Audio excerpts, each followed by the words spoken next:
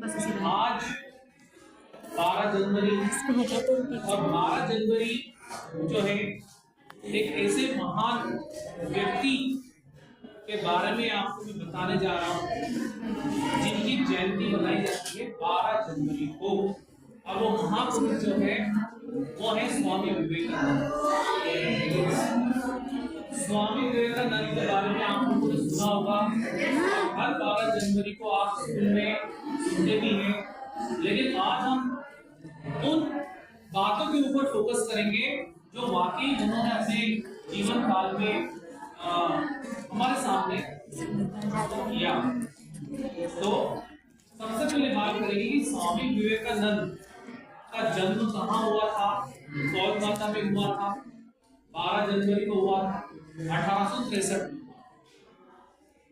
शुरू में इनका नाम जो था वो नरेंद्रनाथ दत्त था।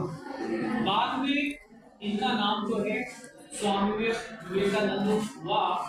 और जब ये 25 साल के हुए, 25 साल के बाद ही इन्होंने दुनिया के सारे मोहों को त्याग कर ये सन्यासी बन गए। और सन्यासी बनने के बाद फिर इन्होंने क्या किया, धर्म के क्षेत्र में इन्होंने काम करना शुरू किया, लोगों को जागरूक करना शुरू किया और महान विचारक बन गए। और फिर ये विभिन्न देशों में भाषण देने के लिए जाने लगे। तो ऐसे ही एक बार स्वामी विवेकानंद अमेरिका के शिकागो में गए और जब उन्होंने उस भाषण में वहां के लोगों को, अमेरिका के भाइयों और बहनों, इस तरीके से जब उन्होंने उनका सम्मान किया तो इसकी वजह से वो पूरे विश्व में क्या हो गए, प्रसिद्ध हो गए। मतलब वो गुरु की जगह महागुरु हो गए, विश्व गुरु हो गए। फिर उन्होंने धर्म के क्षेत्र में धर्म का प्रचार प्रसार किया और उनके जो गुरु थे वो कौन थे, स्वामी रामकृष्ण है ना, वो उनके कौन थे, गुरु। और उनके सानिध्य में, उनके मार्गदर्शन में वो काम करते गए। और स्वामी विवेकानंद ने जो मेन फोकस जो किया था वो किया था, उन्होंने आत्मज्ञान की, मतलब आत्मज्ञान की खोज जो की है वो स्वामी विवेकानंद ने ही की। और आत्मज्ञान की वजह से उन्होंने समाज को जागरूक करना शुरू किया। उन्होंने होलिस्टिक एजुकेशन के बारे में बताया। होलिस्टिक एजुकेशन के बारे में ये बताया कि किस तरीके से व्यक्ति शारीरिक शिक्षा प्राप्त करता है, मानसिक शिक्षा प्राप्त करता है, ऐसे उसको सामाजिक शिक्षा भी प्राप्त करता है। और एक विशेष विषय के ऊपर ध्यान केंद्रित करते हुए, एक विशेष विचार के ऊपर ध्यान केंद्रित करते हुए उसमें बिल्कुल एकाग्रता के साथ हमें काम करना चाहिए। तभी हमें क्या होगा, सफलता प्राप्त होगी। और जिस व्यक्ति का ध्यान जो है एक विषय के ऊपर, एक विचार के ऊपर नहीं होता, वो व्यक्ति जो है वो भटक जाता है, वो जीवन में सफलता प्राप्त करने। तो उन्होंने एकाग्रता के ऊपर हमें बताया है ना, आत्मविश्वासी होना चाहिए, ये उन्होंने हमें बताया कि पहले तो आप खुद पर विश्वास करें कि मैं ये काम कर सकता हूँ, फिर आप दूसरों पर विश्वास करें। जब आप आपके ऊपर विश्वास नहीं करेंगे, आप कभी जीवन में सफल नहीं होंगे। ऐसे एक कहानी मुझे याद आती है स्वामी विवेकानंद की कि एक बार वो मंदिर से आ रहे थे। तो मंदिर से आ रहे थे तो बहुत सारे बंदर जो है वो उनके पीछे पड़ गए। तो वो डर की वजह से भागने लगे। बंदर पीछे भाग रहे, स्वामी विवेकानंद आगे भाग रहे। तो फिर एक व्यक्ति ने उनसे बोला कि रुको, डरो मत, तुम्हें डरना नहीं है, इनका सामना कर रहे। तो स्वामी विवेकानंद उस दिन से क्या हुआ, वो पलट गए वहां से और उन्होंने बंदरों का क्या किया, सामना किया।